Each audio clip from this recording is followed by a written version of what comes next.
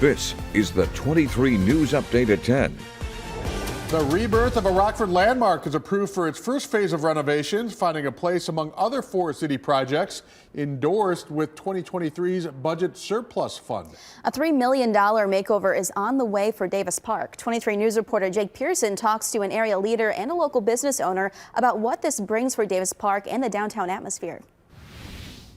Following the addition of boat docks to Davis Park this past summer, new plans detail an open canopy stage, a universally accessible playground, and more are headed to Founders Landing. I'm glad they finally got the boat docks in.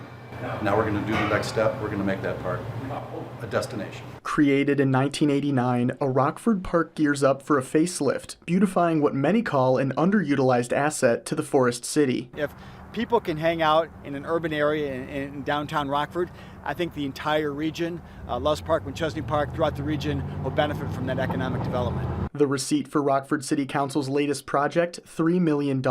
A splash pad and open canopy stage are just a couple updates Stateliners can look forward to. It's already underway. There used to be a big building here, and that was torn down last year, so construction on the new park is ready to go. Davis Park is a key part of continued development downtown. Whenever you can have places to gather for people to hang out, it attracts people down here to live and work and play.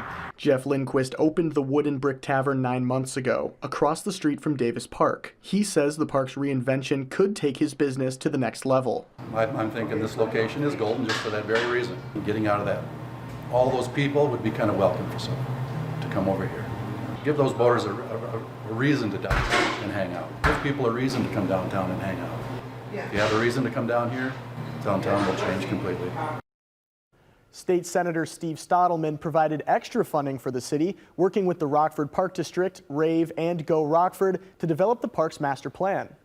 Thank you, Jake. And Rockford's Rainy Day Fund will also pay for the reconstruction of Auburn Street, costing nearly $13.5 million.